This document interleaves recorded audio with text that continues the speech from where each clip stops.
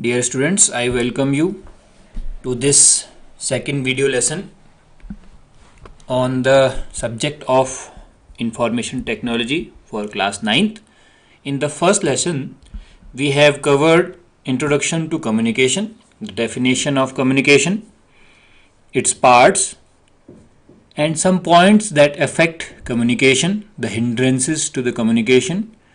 And after that, we have discussed about effective communication and its elements. There were 7 C's of effective communication.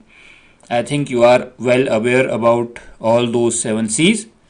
So at the end of the topic, we had discussed that there are 3 types of communication: verbal communication, non-verbal communication, and visual communication. So in this chapter, we will be discussing them one by one. Okay, so let's get started. So first we will be covering verbal communication. Verbal communication means where you communicate by using words. Okay. So it is the most popular way of communication. It starts from the morning. As soon as you get up, your mom tells you to get up. Okay.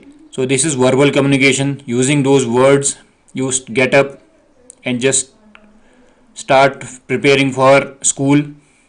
In the school also, just to enter, you get the command to line up in the queue for prayer. In the prayer, you also get various commands, and then you go to your classes. Then also you hear some verbal communication. Through that verbal communication, you understand a lot of things. And up till night, you always are engaged with this verbal type of communication. Okay, तो सुबह से लेके रात तक आप जो है इस वर्बल कम्युनिकेशन से ही सबसे ज़्यादा डील करते हैं. Okay? So verbal communication is important because if you do not use the right words, you will cause confusion and you will not be able to communicate what you want. तो इसमें शब्दों पे बहुत ज़्यादा ध्यान देना है. अगर आपके द्वारा प्रयोग किए गए शब्द सही नहीं है तो आपके द्वारा जो जानकारी सामने वालों को जाएगी वो गलत हो सकती है. Okay? और जो चीज़ आप कहना चाह रहे थे वो चीज़ वहाँ तक नहीं पहुँचेगी. तो शब्दों का बहुत बड़ा महत्व है. तो सही जगह पे सही शब्दों का इस्तेमाल करना ही ये वर्बल कम्युनिकेशन का बेस है. Okay, so let us study the types of verbal communication. First verbal communication is oral और spoken communication in which talking is involved. Okay, it can include face-to-face conversation. जब आपके सामने कोई आपको जिसको आप बता रहे हो आपके सामने बैठा हो तो वो फेस टू फेस कन्वर्सेशन कहलाता है. Okay? ग्रुप डिस्कशन या क्लासरूम में जो आपको टीचर्स आपको बताते हैं वो फेस टू फेस कन्वर्सेशन है. Okay?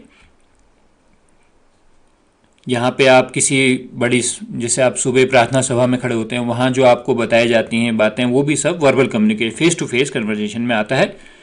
दूसरा है इसमें टॉकिंग ऑन अ फोन. यहाँ पे भी दो लोग आपस में जुड़े हुए हैं वर्बल कम्युनिकेशन के through but they are at a distant so they are using phone for communication. तो उसमें भी हम स्टार्टिंग विथ हम हेलो से स्टार्ट करते हैं. उसके बाद हम एक जना बोलता है दूसरा सुनता है फिर दूसरा बोलता है पहला सुनता है और लास्ट में फिर हम थैंक यू या बाय के उससे हम उस कन्वर्सेशन को एंड करते हैं. तीसरा टाइप इसमें क्लासरूम टीचिंग है जिसमें बिजनेस डिस्कशन है जिसमें एक पर्सन कई सारे लोगों को बता रहा है.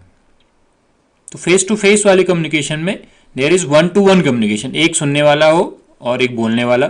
और जहाँ की क्लासरूम टीचिंग टाइप और बिजनेस डिस्कशन में वो भी ओरल कम्युनिकेशन का एक एग्जाम्पल है जिसमें एक बोलने वाला है और कई लोग उसको सुनने वाले मौजूद रहते हैं.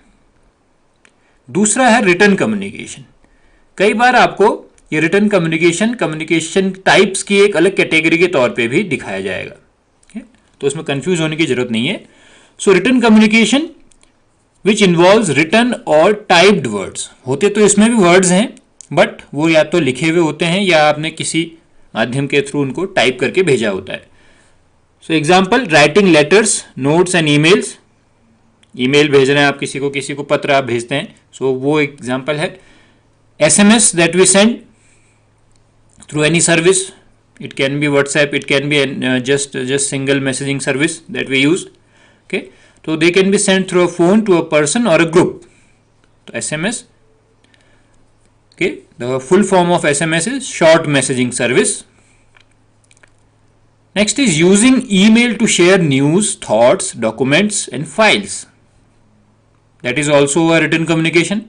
You have an email, you forward it to many, then you share news, you share your documents that you have prepared. Many of you are sharing your documents that you have prepared at your home using Google Classrooms to the teachers concerned. So that is written communication. Okay, books and newspapers that you read, those all are the examples of written communication. Clear? So the verbal communication can further be categorized into oral and written. Okay, sometimes written is a separate category of communication, but it is more or less involved inside verbal communication because words are used there. Next, we will discuss advantages of verbal communication. क्या फायदे हैं verbal communication के? Verbal communication is easy and quick, आसान है और जल्दी से आप अपनी बातें समझा सकते हो. You can say what you want and gate a quick response. हमने पढ़ा था कि रिस्पॉन्स आना भी बहुत जरूरी है कि सामने वाले को वो बात समझ में आई कि नहीं आई, तो उसके बॉडी जेस्चर्स के थ्रू या उसके जो हेड नोडिंग है उसके थ्रू आप समझ सकते हैं कि उसको वो बात समझ में आई कि नहीं. तो वर्बल कम्युनिकेशन में हम जो चीज़ कहना चाहते हैं वो जल्दी कह सकते हैं और हमको सामने से तुरंत उसका रिस्पॉन्स भी मिल सकता है कि उसको ये बात समझ में आई नहीं आई, तो वो अपने डाउट्स क्लियर कर सकता है. It is an easier form of communication when you have to exchange ideas. If you want to share your ideas with others, so this is better method. Okay, you keep changing your communication as per other person's reply. अगर सामने वाले को कुछ problems आ रही हैं समझने में या सुनने में, तो आप अपने कम्युनिकेशन के टाइप मीन्स अपने ये जो वर्बल कम्युनिकेशन है इसमें चेंजेस ला सकते हैं. हो सकता है वो दूर बैठा हुआ उसको सुनाई नहीं दे रहा है, तो you can change your voice tone. आप थोड़ा ऊंचा बोल सकते हैं. अगर वो एकदम सामने बैठा है और आप कह रहे थोड़ा सा नीचे बोलो, बहुत तेज ऊंचा हो रहा है, तेज सुनाई दे रहा है कानों में, तो आप आवाज़ थोड़ी नीची कर सकते हैं. या उसको वो लैंग्वेज समझ में नहीं आ रही जिस लैंग्वेज में आप बोल रहे हैं, तो you can change your language also. Okay, so these are the advantages of verbal communication. Disadvantages, the most common disadvantage of verbal communication is cultural difference between the sender and the receiver of information. ये हमने hindrances में भी discuss किया था. Cultural differences, कई चीज़ें ऐसी होती हैं जो दो लोगों को कल्चर के हिसाब से डिफरेंट होती हैं दोनों के कल्चर में, तो वो चीज़ उनको समझ में नहीं आ सकता है. और कल्चरल डिफरेंसेस में मेन होता है आपका लैंग्वेज डिफरेंस. अगर सामने वाले को वो लैंग्वेज नहीं आती जिसमें आप बोल रहे हैं, तो that receiver will not be able to understand your language. Okay, so in oral language both the sender and the receiver must be using the same communication language. Okay, otherwise it will create problem. Okay, तो language का एक जैसा होना बहुत जरूरी है. कई ऐसे फ्रेजेस हम यूज करते हैं जो सामने वाले के समझ में ना आए. अगर मान लिया कोई हिंदी का उतना बड़ा जानकार नहीं और आप उसके साथ को बहुत सारे मुहावरे या ऐसे चीजें लोकोक्तियां यूज कर रहे हैं, फिर उन तो हो सकता है कि सामने वाले को उसका एक्चुअल मतलब समझ में ना आए.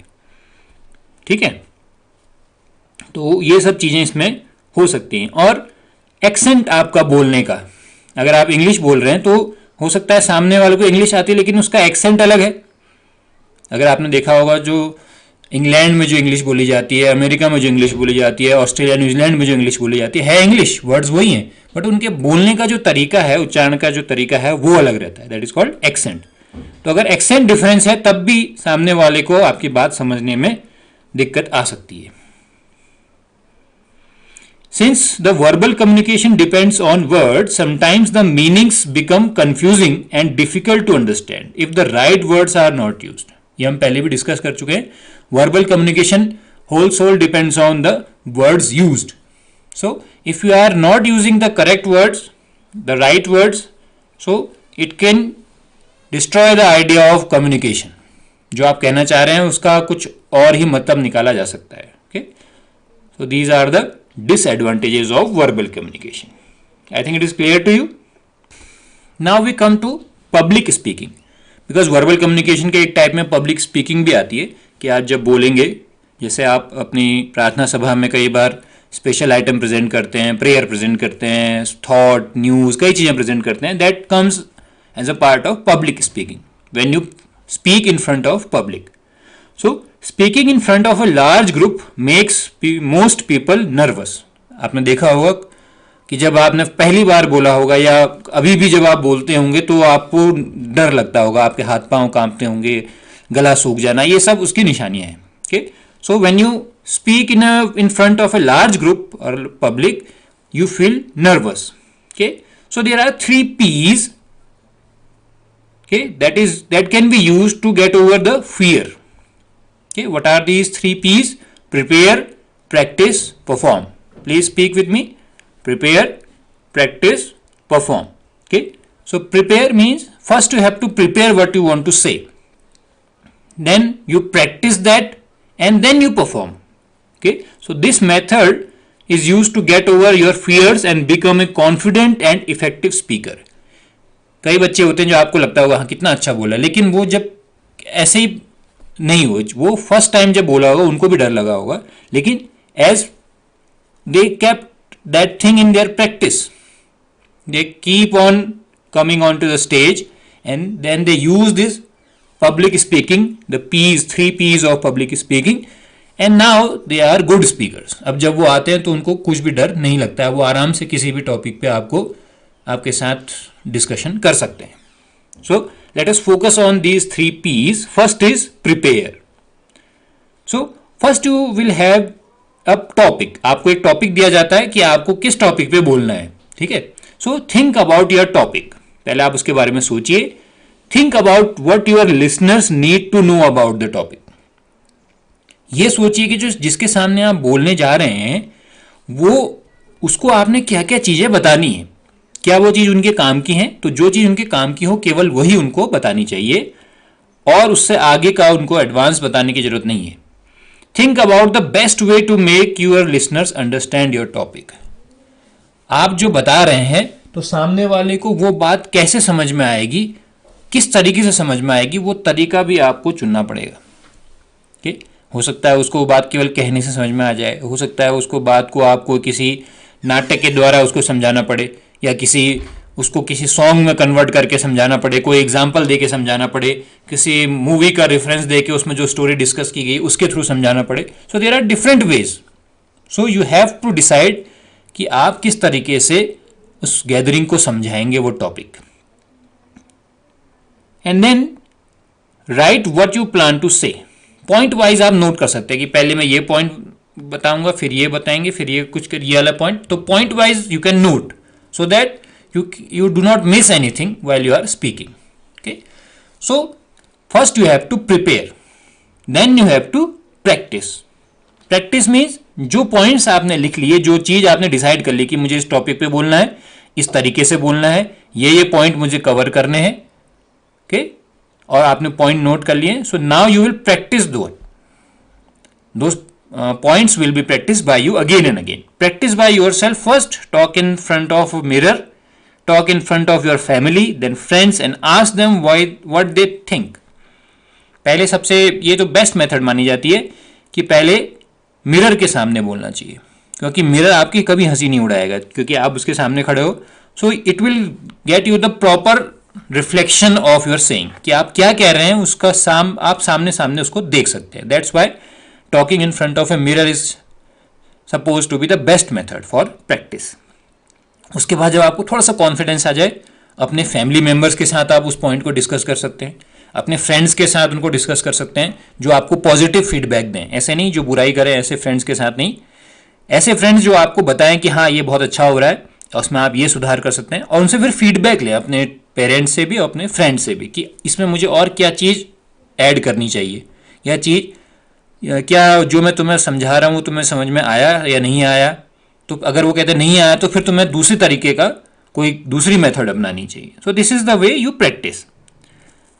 The most important thing in practice is speak clearly, loudly and at the right speed. It should not be very fast और नॉट वेरी स्लो. ओके, कई स्पीकर से बहुत धीरे धीरे बोलते हैं तो आदमी कहता है कि यार तो नींद आ जाएगी, तो ऐसा भी नहीं होना चाहिए, बहुत स्लो भी नहीं होना चाहिए और इतना तेज भी ना हो कि सामने वाले के कुछ समझ में ना आए कि क्या बोल गए। Okay, so the right speed is required and you should be clear and loud enough. ये नहीं कि केवल सामने वाले को, एक जो फर्स्ट बेंच पे बैठा है उसको समझ में आ रहा है, पीछे वाले को कुछ सुनाई नहीं दे रहा है, ऐसा भी नहीं होना चाहिए। So when you prepare and then you practice and that's the time when you perform. So take a few deep breaths before you go on to the stage, क्योंकि जब आप फर्स्ट टाइम जाते हैं तो नर्वस होता है। First time क्या, कई बार आपको नर्वसनेस फील होगी। थोड़ा सा गहरी सांसें लीजिए तो आपको थोड़ी सी नर्वसनेस जो है आपकी लूजन अप होगी। Think about what you have prepared and start speaking confidently, क्योंकि अब तो वो आपने काम करना ही करना है, क्योंकि आपको ड्यूटी दी गई है मॉर्निंग असेंबली में, so you have to perform it. So without getting discouraged और without getting nervous, be confident on your preparation. कि आपने जो 2P पहले के किए हुए हैं, प्रिपेयर एंड प्रैक्टिस, आप कॉन्फिडेंस के साथ अपना भाषण जो है शुरू कर सकते हैं। So if you miss any of the P's it will harm you. तो इन तीनों में से आपको तीनों जो है प्रॉपर सीक्वेंस में फॉलो करने हैं। प्रिपेयर नहीं करेंगे तो तब भी आप परफॉर्म में गड़बड़ा जाएंगे कि आप क्या बोलना चाह रहे थे, कुछ और बोल जाएंगे या बीच में भूल जाएंगे। कई बार होता है लोग भूल जाते हैं बीच में, तो वो प्रिपेयर नहीं किया होता है कि क्या बोलना है और प्रैक्टिस नहीं की होती। प्रैक्टिस नहीं करेंगे तो बोलते बोलते बीच में फिर आप, कई आपने देखा होगा पेज पलटते हैं कि भाई इसमें क्या लिखा था, क्या रह गया था। ठीक है, so both the beginning P, prepare and practice, are very important to perform. So the first 2P, if they are practiced well, they will give the third P a grand opening. तो अगर आपने prepare और practice अच्छे से किया हुआ है तो आपकी परफॉर्मेंस जो होगी माइंड ब्लोइंग होगी। Okay, so whenever you want to speak in public, first prepare, all the steps in prepare you have to note and you have to keep in mind. ये खाली copy में लिखने के लिए नहीं है, ये आपको अपनी प्रैक्टिस में भी लाना है, इसको आपने अपने में उतारना भी है। जब भी आपको बोलने का मौका मिले, सबको मौका मिलता है स्टेज में आने का अपनी मॉर्निंग असेंबली में, तो उसमें दिखना चाहिए कि हाँ आपने ये चीज़ इंफॉर्मेशन टेक्नोलॉजी में कम्युनिकेशन स्किल पढ़ा है। So that should reflect in your public speaking.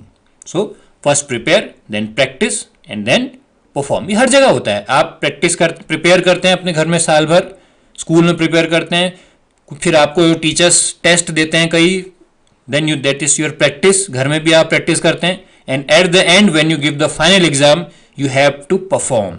सो अगर आपने पहले के 2P अच्छे से किए होंगे तो आपके इस बार के जो एनुअल एग्जाम हुए उसमें भी आपके मार्क्स बहुत अच्छे आए होंगे।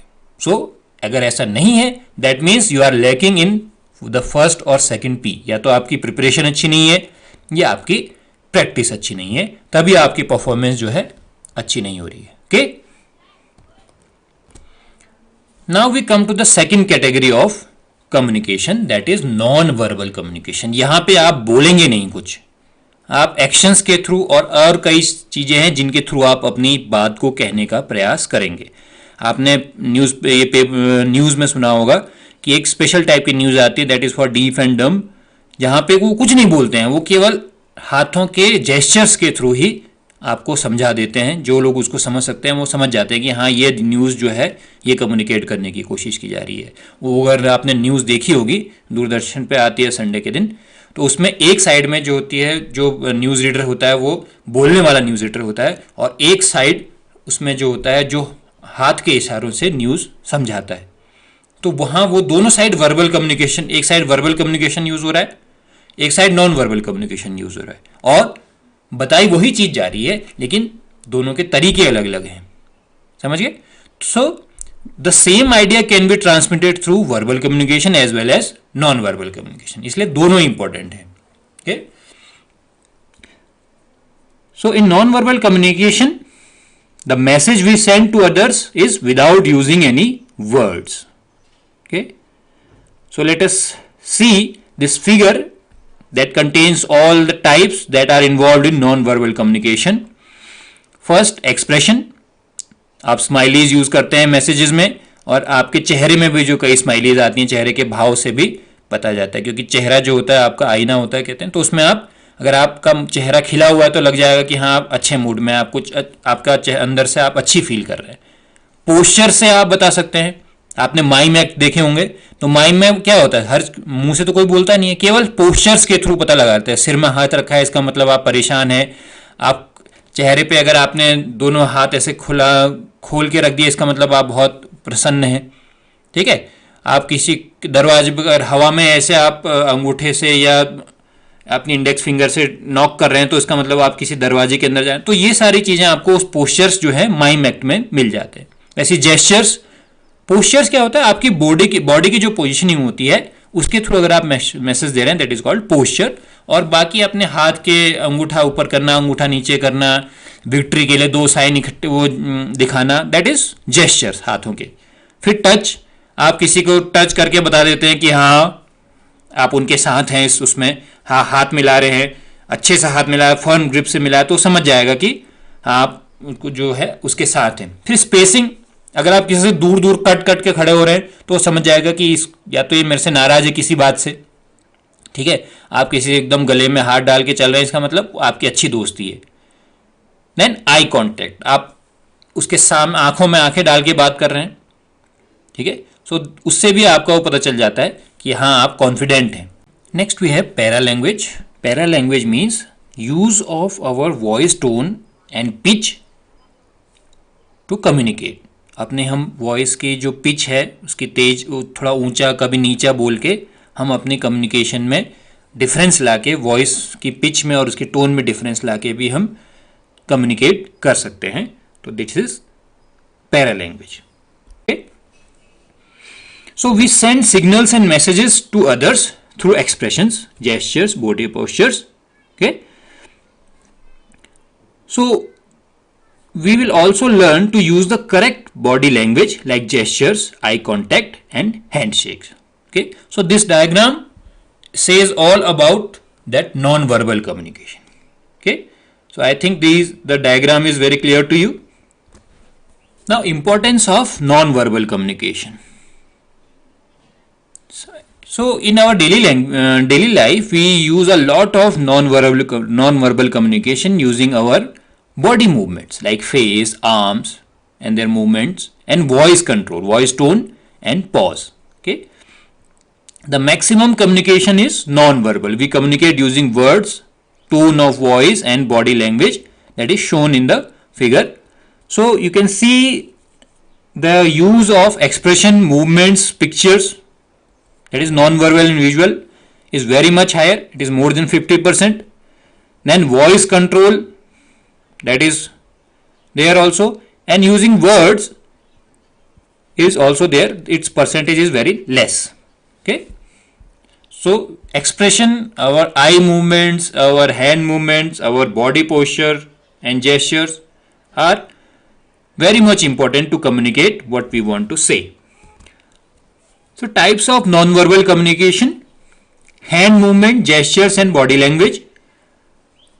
Okay, raising a hand to greet. आपने देखा होगा जब कोई आपका दोस्त दूर से आ रहा होता है, आप उसको हाथ हिला के उसको कहते हो हेलो। ओके, या कोई गुस्से में होता है तो उसको अंगुली दिखा के उसको जो भी कहता है कि मैं तुझे देख लूंगा, या ऐसा जो आप ऐसे गुस्से में जो चीज कहते हैं, सो वहां पे भी आप अपने जेस्चर्स यूज कर रहे होते हैं या बॉडी लैंग्वेज यूज कर रहे होते हैं। ओके, एक्सप्रेशन, आपका चेहरा बता देता है कि आपके क्या मनोभाव आप के हैं। अगर आप खुश हैं तो वो भी पता चल जाएगा, अगर आप सैड हैं तो वो भी पता चल जाएगा। So non verbal communication actually says what we are not saying. Actually वो चीज कह जाता है जो हम मुंह से नहीं कह पाते हैं, वो चीज हमारे एक्सप्रेशन, जो हमारा नॉन वर्बल कम्युनिकेशन है, वो कह जाता है। So it makes our message stronger.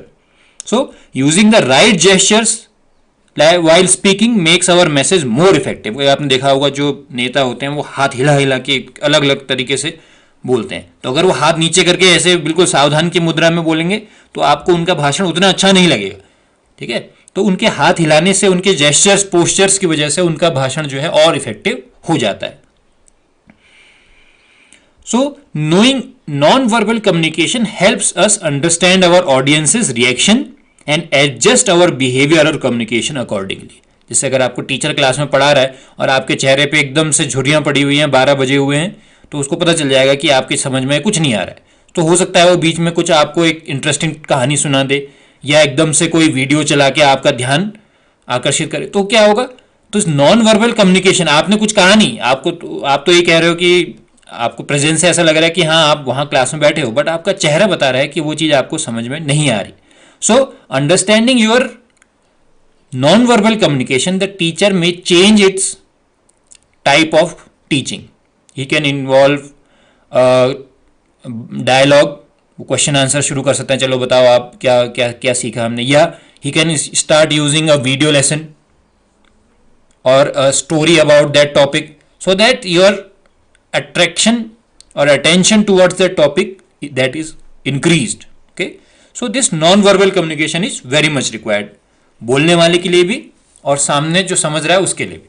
तो समझने वाले की चेहरे देख के, उसके हाव भाव देख के भी जो बोलने वाला है वो अपना बोलने का तरीका या बोलने का जो उसमें जो वो मेथड्स अलग अलग यूज़ कर रहे हैं आपको कम्युनिकेट करने के, वो चेंज कर सकता है. So using the right gestures and postures, it helps us to be professional at work. तो जो अच्छे बोलने वाले लोग होंगे, आपने कई लोगों का सुना होगा जो मोटिवेटर्स होते हैं, उनके हाथ के एक्शन देखिएगा. अगर उनको कहा जाएगा बिल्कुल हाथ बंद करके आप बोलिए, तो उनके बोलने में वो बात नहीं आएगी जो उनके जेस्चर्स की वजह से आपको अच्छी लगती है. Okay, so if verbal messages are blocked by noise और डिस्टेंस, अगर बीच में बहुत नॉइज है, कहीं आप मूवी देखने गए हैं या शादी में गए हैं, वहाँ डीजे बज रहा है, फिर भी आप किसी को कुछ कहना चाह रहे हैं, तो आप बार बार उसकी ओर हाथ हिलाते हैं. जैसे वो देखता है आपकी ओर, आप उसको इशारा करते हैं कि यहाँ आओ या ऐसा है, जो भी आप उसको मैसेज देना चाहते हैं, that you do it with your gestures only. Okay, तो यहाँ पे भी आपको वो चीज़ हैंड मूवमेंट्स करते हैं, तो आपको बहुत वो चीज़ काम आती है. सर example is placing a finger on the lips to indicate the need for silence. Okay, and अगर आपसे कोई चीज़ पूछे आपको ये चीज़ खानी है, तो आप केवल कुछ कहीं और इन्वॉल्व हैं, आप कुछ नहीं कहना चाह रहे, खाली सिर हिला देंगे ऊपर नीचे करके, तो सामने वाला समझ जाता है कि आप यस कह रहे हैं. So there are many ways you can communicate non verbally. Okay, तो हम देखते हैं किस किस तरीके से हम नॉन वर्बल कम्युनिकेशन कर सकते हैं. पहला है फेशियल एक्सप्रेशन. तो आपके चेहरे पे है, आपका जो अंदर की स्थिति है वो चेहरे पे रिफ्लेक्ट हो जाती है. अगर वो हैप्पी है तो भी पता चल जाएगा, सैड है तो भी पता चल जाएगा. तो इसलिए करना क्या है, अपने चेहरे को रिलैक्स रखना है और अपने चेहरे के जो एक्सप्रेशन है उसको उसके साथ चेंज करना है जो आप कह रहे हैं उसके साथ. अगर आप बहुत जोशीली चीज़ कह रहे हैं तो आपके चेहरे पे वो दिखना चाहिए. या आप खुशी की बात कोई कह रहे हैं, हंसने की बात कह रहे हैं और आपका चेहरा खुद ही उदास है, तो वो चीज़ इफेक्ट नहीं कर पाएगी. अगर आप किसी से सहमत हैं तो हाँ में सिर हिलाइए, नहीं है तो ना में सिर हिलाइए. तो ये सब चीज़ें आपको ध्यान रखनी होती. फिर आता है posture. Posture means position of your body. आपकी जो बॉडी पोजीशन है, कैसे बैठे हैं, कैसे खड़े हैं, कैसे आपके हाथ हैं, कैसे कंधा है, ये सब चीज़ें पोस्चर्स में आती हैं. दे show our confidence and feeling. जैसे सैनिकों को आपने देखा होगा, सावधान की मुद्रा में सब एक साथ खड़े होते हैं. 26 जनवरी की परेड में आप देखते हैं सब एक जैसे चल रहे होते हैं, बिल्कुल तन के खड़े होते हैं, तो अब आपको अच्छा लगता है. तो अगर वही लोग बिल्कुल झुके हुए, कंधे इधर उधर गिरे हुए, बिल्कुल डल से खड़े होंगे, तो वो आपको एक अच्छी फीलिंग नहीं आएगी. ओके, जैसे straight body posture is seen as confidence sign. अगर आप बिल्कुल तन के खड़े हैं तो लगता है कि हाँ इसमें कॉन्फिडेंस है. Okay, holding your head means आप थक गए हैं या आप बहुत परेशान हैं. ओके, सो करना क्या चाहिए हमें, keep your upper body relax. आपको रिलैक्स रखना है. Shoulders straight. ओके, आपके कंधे जो है सीधे होने चाहिए, सीधा बैठना है. हैंड्स जो हैं आपके रेस्ट पोजीशन में होने चाहिए. Feet in relax position. Keep hands by your sides while standing. आपके जो अगर आप खड़े हैं तो आपके जो हाथ हैं वो आपके साइड में होने चाहिए. ओके, सो पोस्चर से भी आपको कई चीज़ें पता लग जाती हैं. जैसे क्लास में भी आपसे कई बार टीचर्स ने आपको टोका होगा कि सही से बैठो, कैसे बैठे हो ये, तो क्योंकि आपके बैठने का तरीका ही आपके बारे में बता देता है कि आपका ध्यान उस चीज़ में है या नहीं. Next, gestures. Please try to understand the difference between gesture and posture. Gestures describe movement of parts of the body, especially hands and head, okay, to express an idea or meaning. Example, waving हाथ हिलाना, pointing and using our hands when speaking. जैसे teachers आपसे कहता है चलो आप बताओ question का आंसर, तो वो सब लोग को लगता है, वो सब लोग क्या होता है टीचर की उंगली देखते हैं कि किसकी ओर हो रही है, फिर वो पूछते हैं सर मैं बताऊं, सर मैं बताऊं. तो क्या है, that is using the gesture. जब आप अपने हाथों के मूवमेंट के थ्रू या सिर के मूवमेंट के थ्रू जो कोई चीज कम्युनिकेट करते हैं, that is called gesture. Raising A hand, जब आपसे टीचर पूछता है कौन बताएगा, तो सब लोग हाथ खड़ा करते हैं, ठीक है, तो जो हाथ नहीं खड़ा कर रहा है इसका मतलब वो ये कहना चाह रहा है कि उसको नहीं आता है, तो that is non verbal communication using gestures. Okay, तो करना क्या चाहिए, avoid Poynting eight people with your finger. ये बहुत गलत माना जाता है कि अगर आप किसी को और उंगली लगा के बात कर रहे हैं तो that is considered bad. Okay, so that should be avoided. Instead of keeping your hands in pocket, try to keep your hands on the sides. जेब में हाथ डाल के कभी भी बात नहीं करनी चाहिए। Bend your head a little while talking और listening to show that you are paying attention. जब आप किसी को ध्यान से सुनते हैं तो एकदम आपका कान और आंखें बिल्कुल उसकी ओर झुकी हुई रहती है, थोड़ा सा आप उसकी ओर झुक के सुनते हैं, तो उससे उस सामने वाले को लगता है कि हाँ आप उसकी बातों में इंटरेस्ट ले रहे हैं। Next we have touch. We communicate a great deal through our touch, such as shaking hand, patting on the back. जैसे अगर आप किसी जोर से हाथ मिलाएंगे अपने दोस्तों से तो लगेगा हाँ ये अभी उसका पक्का दोस्त है। या किसी के जैसे टीचर्स कई बार आपकी क्लास में घूमते हुए आपके पीठ में थपथपा जाते हैं, जिसका मतलब वो शाबाशी दे रहे हैं आपसे, क्या है कुछ नहीं रहे लेकिन फिर भी आप समझ गए कि आप अच्छा कर रहे हैं। स्पोर्ट्स कोच जो होते हैं वो भी जो अच्छा करता है उसके बैक में पैट करते हैं, जिससे कि उसको लगता है कि हाँ इंकरेजमेंट फील होता है। तो करना क्या क्या चाहिए आपको, शेक हैंड्स फर्मली, हाथ थोड़ा टाइट से मिलाएं, इतना भी टाइट नहीं कि सामने वाले का हाथ दर्द कर दे। Avoid other touch gestures such as stroking your hair, बार बार सिर खुजलाना, नाक खुजाना, ठीक है, बार बार अपने कपड़े अंदर ठीक करना। तो ये सब चीजें आपको कम्युनिकेशन के दौरान नहीं करनी चाहिए, उससे डिस्ट्रैक्शन होता है सामने बोलने वाले को भी। Then we have space. The space between two person while communicating generally depends on the intimacy and closeness between them. तो सामने वाला आपका कितना मित्र है, कितना आप उसको अच्छा मानते हैं, उस पर डिपेंड करता है कि आपकी स्पेसिंग कैसी होनी चाहिए। ठीक है, जो आपका दोस्त होगा उससे चिपक के खड़े हो सकते हैं, ठीक है, लेकिन जो आपसे बड़े हैं, आपके टीचर्स हैं, उनसे थोड़ी सी डिस्टेंस बना के खड़ी होनी चाहिए क्योंकि वो आपके दोस्त नहीं है। Maintain proper spacing depending on the relationship which could be formal और इनफॉर्मल और the closeness with the person with whom you are talking. तो कभी भी जिससे आप बात कर रहे हैं उसके एकदम मुंह पे जाके नहीं खड़ा हो जाना चाहिए, हमेशा थोड़ा सा एक दूरी बना के रहना चाहिए, वो अच्छी चीज रहती है। Next we have eye contact. In eye contact, maintaining an eye contact with the person you are talking, उससे पता चलता है कि आप उसमें इंटरेस्ट दिखा रहे हैं और आप कॉन्फिडेंट हैं। अगर आप इधर उधर देखेंगे तो उसको लगेगा कि ये मेरी बातों में इंटरेस्ट नहीं ले रहा है, ये बोर हो रहा है, ठीक है, या इसका मन नहीं है। Look at the person who is speaking, उसकी ओर देखना चाहिए, एक टक देखते नहीं रहना चाहिए, नहीं तो वहीं आप उसको देखते देखते सो भी जाएंगे। तो ऐसा लगातार नहीं, थोड़ा उसके आंखों में देखते रहिए, जिसकी जब भी वो आपकी ओर देखे तो आई कॉन्टैक्ट से उसको लगे कि हाँ ये मेरी ओर देखा हुआ है, इसको मेरी बात समझ में आ रही। Keep a relaxed pleasant look, आंखें एकदम तान के भी नहीं देखना है, एक रिलैक्स लुक में आपने उनको हंसी के साथ अपने चेहरे पे एक मुस्कुराहट के साथ देखना है। And break the look every few second, ये मैं आपको बता रहा था कि लगातार नहीं देखना है, थोड़ा थोड़ा देर में उस जो आप लुक दे रहे हैं उसको ब्रेक कर सकते हैं। Okay, next we have para language. Para language means the tone of our voice, speed and volume that makes a difference in meaning of communication. Speaking too fast may show excitement or nervousness. Speaking too slow may show seriousness, sadness or making a point. अगर आप बहुत धीरे धीरे बोल रहे हैं, बिल्कुल आवाज़ ही नहीं निकल रही है, तो हम ये कहते हैं कि या तो वो आदमी बहुत बीमार होगा। ठीक है, तो लैंग्वेज से, आपके टोन के उससे जो चीज़ें पता लगती हैं तो वो आपकी पैरा लैंग्वेज में आता है। जो बहुत तेज बोलता है या जोश के साथ बोल रहा है, इसका मतलब उसमें उसके अंदर काफ़ी एनर्जी है। So what you have to do is you have to use a proper tone and volume while speaking and maintain a moderate rate of talking. Okay? आपको जो है सही वॉल्यूम का लेवल, बहुत ऊंचा भी नहीं बोलना है, बहुत धीरे भी नहीं बोलना है, एक मॉडरेट रेट में आपको बोलना है। तो ये सब चीजें आपके कम्युनिकेशन को इफेक्ट करती हैं।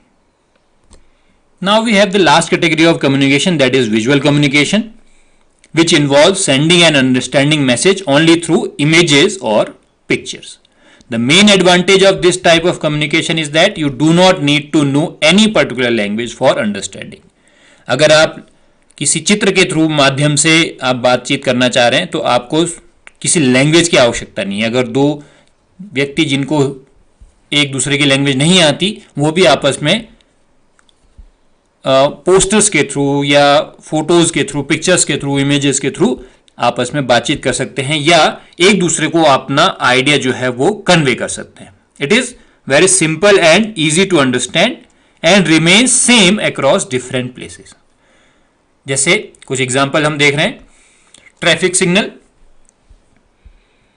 तो जो बत्तियां आपने रोड में देखी होंगी, लाल बत्ती, हरी बत्ती या पीली बत्ती, वो उसका जो सिंबल है, उसकी जो अंडरस्टैंडिंग है वो दुनिया भर में एक जैसी है. अगर रेड लाइट जली है तो वो इंडिया में भी उसका मतलब है कि रुक जाओ, और बाहर की कंट्रीज में भी उसका मतलब वही रहता है. सो दिस विजुअल कम्युनिकेशन में जो चिन्ह होते हैं उनका आप यूज करते हैं, और मोस्टली उन चिन्हों का जो इस्तेमाल है वो वर्ल्ड वाइड सेम रहता है. Okay, traffic symbol which communicates not to blow horn. अगर हॉर्न, ये हॉर्न में क्रॉस का साइन लगा, इसका मतलब ये जगह जो है यहाँ पे आप हॉर्न नहीं बजा सकते. ट्रैफिक लाइट्स के सिग्नल से आपको कुछ आवाज नहीं आती कि रुक जाओ, चलो, केवल कलर की वजह से आप देख लेते हैं कि अब हमें क्या करना है. सिमिलरली जब आप टॉयलेट्स में जाते हैं तो वहां जो साइन लगे होते हैं फॉर लेडीज एंड जेंट्स, उसके मदद से आप समझ जाते हैं कि कौन सा आपके लिए है. फिर रेलवे क्रॉसिंग आने वाली है तो उसके लिए साइन होता है. कहीं पे केमिस्ट्री लैब में या कहीं और जगह फ्लेमेबल सब्सटेंसेस रखे हुए हैं जिनमें जो तुरंत आग पकड़ सकते हैं, तो वहाँ पे एक साइन लगा होता है. स्लिपरी सरफेस अगर कहीं हो जहाँ फिसलने का डर हो, वहाँ पे साइन लगा है.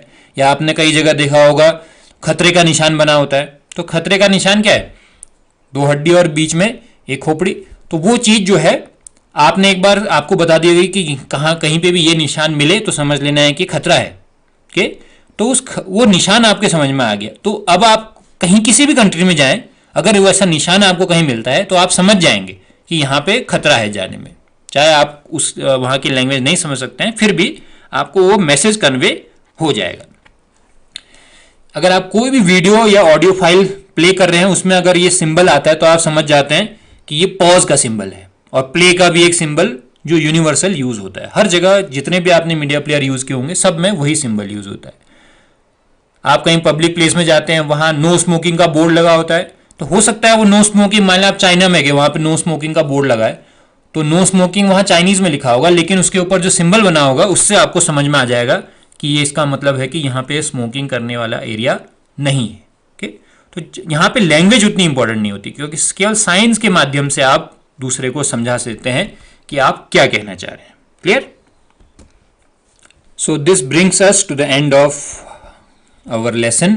In this lesson we have studied about the types of communication, the verbal communication, non-verbal communication and visual communication. We have discussed all the 3 types in detail and how we communicate in those types that we have also discussed. I think I have communicated and I am able to communicate all the things to you, and you are also able to understand all the things that are conveyed to you by me. So I will share you the notes of this lesson, and you should prepare the notes in your class notebook, and we will be meeting in the next video.